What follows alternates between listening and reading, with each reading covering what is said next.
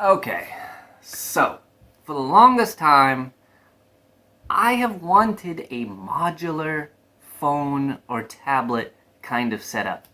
It just really pissed me off that if I break my screen or if the battery goes bad, that for the most part, it's so expensive to get the replacement parts and it's such a hassle to fix. It's not worth it. Especially because most of my phones aren't expensive phones. This is the most expensive phone I've ever owned. And this is a OnePlus Nord 100. It's not an expensive phone still. It just makes me mad though that I can't pick and choose what parts I have. I can't easily swap out the screen or the battery. It's just too proprietary.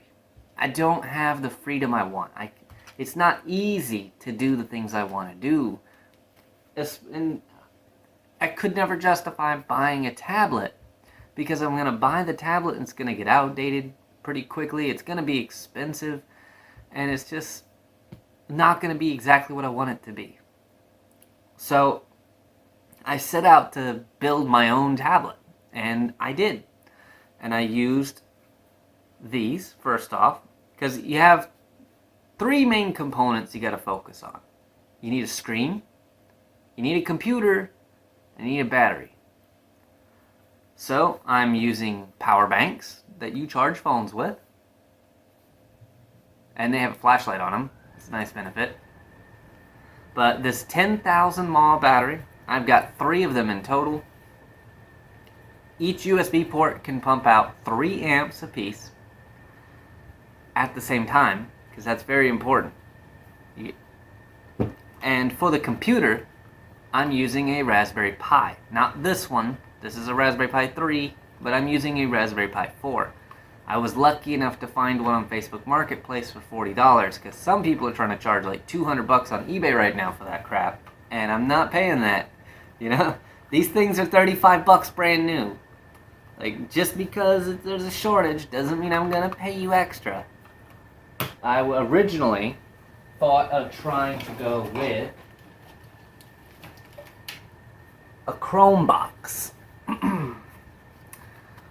Because, see, I wanted to run Android apps. And I figured I'll just hit a little Chrome box because, I can plug it up.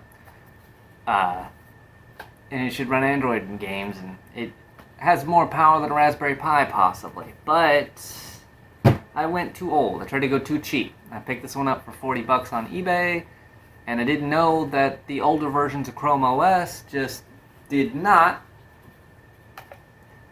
support Android apps. And I really didn't feel like going through all of the hassle of sorting out, trying to get a newer version of Chrome OS on here. So I just went with the next easiest route, which was a Raspberry Pi. But yeah, that finally leaves the screen. Now for the screen, I bought a secondary monitor for a laptop. These, it's supposed to be $300 brand new, but I got it on eBay for $100. There was a slight defect, and that is I can't touch and hold. The touch screen works just fine, but the touch and hold functionality doesn't work. But it saved me $200 because I particularly wanted a very large screen. This is a 15.6-inch touchscreen monitor. It's quite large, which also meant that it pulls power, pulls a lot of juice. Now, luckily, a Raspberry Pi is a full computer. Now, this has USB ports, you can plug up Ethernet, and it has HDMI. Now, the new one has mini HDMI to HDMI, but it's just the same thing as HDMI. It's just one side's got a smaller plug on it. And the actual setup is super easy, because this is a secondary monitor for like a laptop. All you have to do is plug it up to the Raspberry Pi in the HDMI slot and the USB slot. I mean, just like if you were plugging a monitor to a computer. You have to have one cable for the power, one cable for the data, but it's a little bit different here, because one is the output for the video, and then the USB is both the data and the power. But if you have something fancy and nice, like say that you had a phone with Thunderbolt 3, this particular monitor would have just plugged up to the phone and worked off the phone. So I could have just used it to make my phone into a tablet, but my phone's not good enough for that. But yeah, these things exist, and I don't know why people don't use them. Like, most people view it as a not a useful thing to buy, which would make sense if you were only thinking of it as a secondary monitor. But when you have a tiny little Raspberry Pi computer, it kind of makes sense. I made my own modular tablet doing this. Now, I know what you're thinking. How is all this attached to the device? It's taped on. I just used 3M tape. You can kind of see there. I used the cheapo white 3M tape. Like, you mount a picture onto a wall and attach the Raspberry Pi here. Now, it has its cables. This particular monitor has a fold-out stand, and also that's where all of the cables plug in. It has a power button, so that, here, I'll turn it on, but I can push and hold the power button, and that'll turn the screen off, like actual off, because the Android doesn't. I can turn it back on, and it also has volume. Turn it back on. Oh, because it wasn't. It's also got volume and brightness controls. The interesting thing about this, the screen does pull a lot of power, but if it's not being powered by both the Raspberry Pi and the battery bank, then I can't turn the screen above 30% brightness or it starts freaking out. So if you are going to do something like this, keep in mind that if you get a massively large screen like I did, you're going to be running right at the threshold of what's possible to power off of a single battery bank, which I am. Anything more than what I have here in a single battery bank wouldn't be able to pump this out. A lot of the ones I looked at, only one USB port could push out 3 amps at a time. If you tried to use both USB ports, then it would drop their power output to like 1.5 amps each, and that just wasn't going to cut it. So this one can put a full 3 amps to each USB port at the same time. Just stuff to keep in mind if you're going to copy this. Pay attention to what the power ratings are on your power bank, because the Raspberry Pi is a full computer and it's running off USB, so it has to have a 3 amp power supply. And of course this big monitor needs its own power supply. But one thing I really failed to mention in the video, this is editing afterthought. The actual difficulty in doing this isn't doing it, but knowing if the parts you're getting are compatible with each other. So I don't know why I forgot to mention this. I talked kind of about it several times where I said it was important, the battery levels on my battery bank and things like that, but I didn't actually specify that it is very important before you buy everything to make sure that it's compatible with each other. So you want to select what you want to do before you buy anything at all. So I wanted to go with Android, and the bare minimum amount of RAM I needed was 2 gigs to run Android. And I needed the Raspberry Pi 4 because the 3 wouldn't have been powerful enough to do what I wanted to do. So at least if you're going with the Raspberry Pi, just go with whatever the newest one is, and then check what other people say online as to whether or not it is powerful enough for the operating system you want to run or for the games that you want to run on it if you're trying to play some kind of mobile games or something. I certainly wouldn't try computer games. But yeah, my Raspberry Pi is 2 gigs, which I would say would be the bare minimum to run Android. I would not go with a 1 gig model. Raspberry Pis they're all the same strength, but they'll have different levels of RAM. And so there's a 1 gigabyte RAM, 2 gigabyte RAM, 4 gigabyte RAM, and an 8 gigabyte RAM model. And they will be more expensive depending on which one you choose. The cheapest Raspberry Pi model is $35, but that is the 1 gig of RAM. But the most expensive is generally $75, and that's 8. I don't think you'll need 8, but it is still an affordable, there are still affordable options even at 8 gigs. And just make sure that you pick what operating system you want first, because think about what you want to do with it. Pick the operating system, figure out the basic system requirements so that you know what strength computer to get. And then once you've picked the computer, then you go and pick the screen, and you make sure that the screen has, the correct connectors to connect to the Raspberry Pi.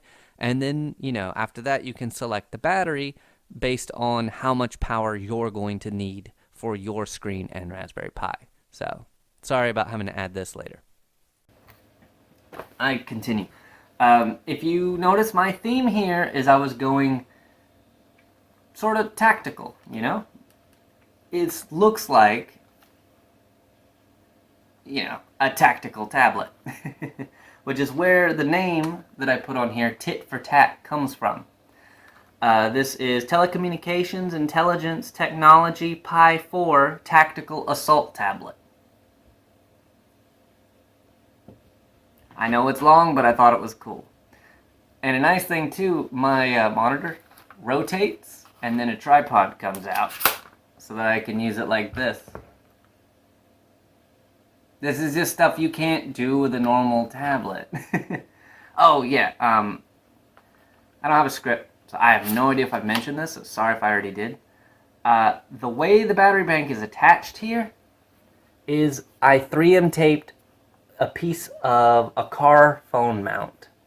So I can just push the releases, it opens up, and then I can remove the battery and stick another battery on there. And I have a little reloading sticker that I stuck there temporarily because I thought it was funny.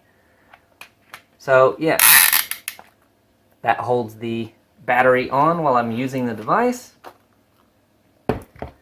And I have these nice little bags here to put my extra battery banks in to carry with me. But to be honest, it's each battery bank is 10,000 mAh, and that lasts most of the day. I'll probably swap out once if I'm using it a lot, but I have yet to go through all three in the same day. And for the most part, too, I can have the one that I removed charged up by the time this one turns off. So I like having the multiple batteries. You can charge them while using the device, but without being locked to a cable. Like, when you're trying to charge your phone.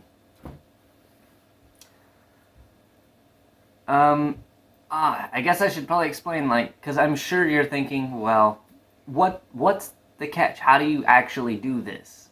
And I've honestly told you most of it. You buy the pieces, you plug them in, and you just tape it to the back of a monitor. Or if you want to do something fancy, you can have something 3D printed. I, as you notice, have this handle here. This did not come on the screen. This was 3D printed by a friend of mine. I just went to the website Thingiverse and I found a handle that I thought looked nice. He printed it off and I 3M taped it to the back here.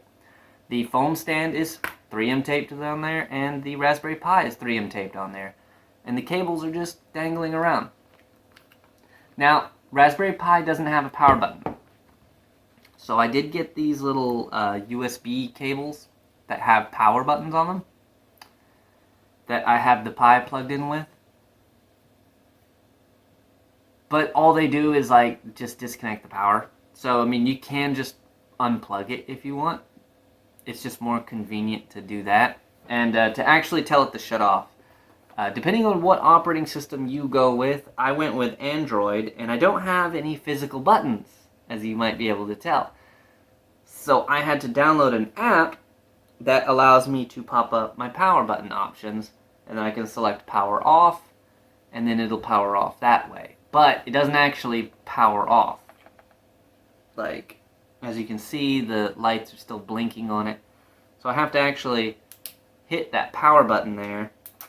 And I've got two. One power button for the screen, one power button for that. But now the device is powered off. And after a minute, the battery indicator will go off as well. But it is really just that simple. You just get a Raspberry Pi, you get a screen, you get a battery.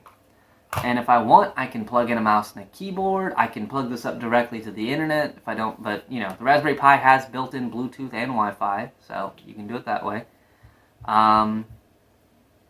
Yeah, now most time when you buy a Raspberry Pi, they don't come in these nice little cases. Those are extra. They will generally just come as a computer chip.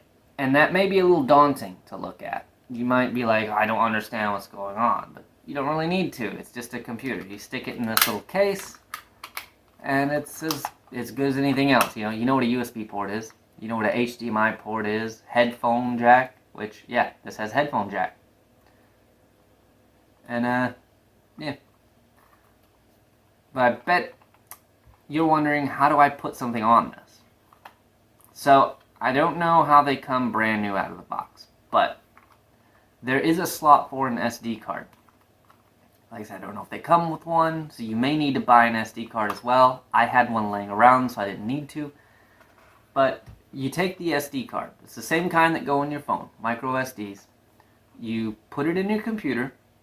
There's a program that you can download called Balena Etcher, and then you can go to a website, choose what operating system you want, download it, plug it into this program, and hit a button and it installs. Now, I will put a link below to an actual tutorial on how to put Android on a Raspberry Pi 4 like I did, because he's going to go into more specific details and tell you the things you want to know. I'm not exactly going to touch on that here. I just wanted to give you the roundabout explanation of how easy it is. If you do go to Android, you do have to go through a few extra hoops to get the Play Store onto your device. That part did suck. That was probably the most work out of all of it I had to do, was getting the Play Store on it. Because the operating system is easy, but since this whole setup is modular, you have the freedom to choose what operating system you want. So that's one reason I'm not going to go into a whole bunch of tutorial on that, because I don't know what you want. You can go with Windows. You can go with Linux.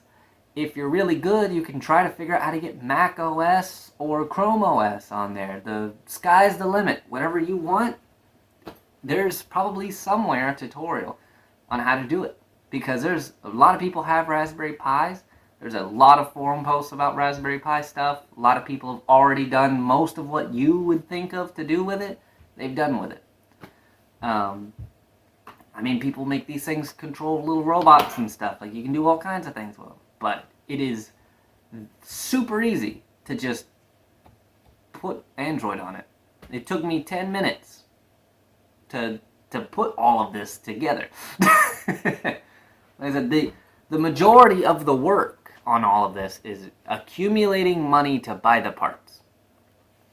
You know, say you get paid $10 an hour, I would say $180, that's 18 hours. So that's going to be most of your work, is the money. But I feel like investing in something like this is a better plan than investing in a normal tablet. Because of the fact of, as long as I don't break this screen is good. I can keep using this screen. I can use this screen with a computer. I can use it with a phone. In the future, if I ever get a phone that supports Thunderbolt 3, I can use it with a phone. You know, I'm just using a Raspberry Pi 4 right now because I don't have a good enough phone. And yeah, total cost was $180. Spent about $40 on the Raspberry Pi, $100 on the screen, and about $40 on all the batteries. Plus tax. But, yeah. Like I said, these computers are cheap. If they ever come out with a Raspberry Pi 5 and the chip shortage is over, I can buy another one of these. And more likely they'll be at the same price point. So I'm looking at a $50 upgrade to swap out the computer, while I can keep using the batteries and the screen. So why wouldn't I do this? I mean, how much do you think it would cost you to get a 15.6-inch touchscreen monitor tablet? I mean, a 15.6-inch touchscreen tablet. How much do you think that would actually run you buying one? So, I mean, I did not intend to spend that much money. That was way, way out of my budget.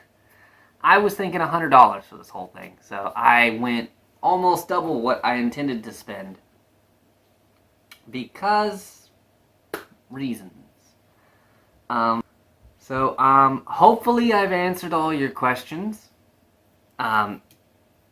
You don't have to do it my way. you know, you don't have to have a bunch of exposed wires and just tape it to the back of the monitor. I just thought it looked cool and it was a cool idea. You don't have to go with a massively, ridiculously large screen. It's all up to you. The sky's the limit. Use your own creativity. I've seen Raspberry Pi 4 cases that you can just buy for $30 that's a screen this big. And then you have just a little itty bitty device. I don't know if I'd go with something that small, unless making it like a phone. Yeah, it's not too uncomfortable in the pocket. I mean, it's gonna be a fat phone, I guess, but my phone's not that much thinner. Yeah, so if I had gone that route, I would have had about $100 invested in it. Oh, no. I mean, yeah, but I didn't think about the battery solution. Now, of course, those screens are powered completely off of the Pi, so the only thing you'd have to do is figure out how to fit a battery in there. I don't really know. Like, you couldn't really go this option because the battery bank itself is pretty fat. I don't know. Yeah, how would you power it? Well, I'm sure somebody's come up with a solution for that somewhere. That's the great thing about Google. But I just wanted to get y'all thinking, you know, because if more people did this, companies would start catering to it. You know, like, they don't cater to modular because they're all too concerned with, like, I guess the best way to put it is, like, when you build a computer, because I don't know if everyone watching this has ever made their own computer. All of the computer parts, for the most part, are compatible with each other, as long as they're in the same technology archetype, you know. Like, RAM, they have separated in what's called the DDR. You know, there's DDR 1, 2, 3, 4. So as long as, say, that you buy DDR4 RAM, and you buy a motherboard that supports DDR4 RAM, it doesn't matter what company made the parts. You can buy, you know, an Asus motherboard and put Kingston RAM in there, or you could put SanDisk RAM in there and have a Dell. You could take an old Dell computer and take the motherboard out of that. Like, all of the technology is designed in ways that interact with each other across multiple brands. Everyone that's tried to release a modular phone or tablet, it isn't really modular. They make it where you can pull the pieces off and change what makes up the device. But they make it to where you can only use their parts. You can't use anyone else's parts. And that's why it's failed. That's why every attempt at making a modular device for portability fails. Because everybody wants to make it still proprietary to their brand. The reason I love this idea here is that all of these pieces were made by different companies. Even my battery banks. I have 2 different brands of battery banks. The Raspberry Pi is made by a different company that made the screen. Like, everything is from different companies. It's a mix-match hodgepodge of different stuff. I don't have to get all Apple. I don't have to get all Microsoft, you know, like even the SD card inside my Raspberry Pi, that's another company right there. I don't know what company made this case or this fan for the Raspberry Pi, but that's on there. That just came with it, like, the previous owner had it in that case. Yeah, like, sky's the limit. And I just wanted to point out that this is possible. And if you don't like just the wires, I think I've brought this up several times. Excuse my ADHD. I don't have a script. I'm making this up as I go. You can have someone 3D print you a case to put all this in so that it doesn't look like mine, you know? Artistically, you can make it, you know, aesthetically pleasing in any way, shape, or form you want. This is just the way I wanted it. I wanted a tactical assault tablet. But, yeah, so excuse this video for being so far over 22 minutes long. Did not intend for the video to be that long, because it is really simple. Buy the parts, tape them together, and, watch a 10-minute tutorial on how to install whatever operating system you want. Bada boom, bada bing, it's done. And you can plug whatever peripherals you want in. I can plug in, well, honestly, yeah, I could plug my PlayStation 4 controller into it and probably use it. Like, it's great. It's fantastic. So, anyways, this has been Postal268. Thanks for watching.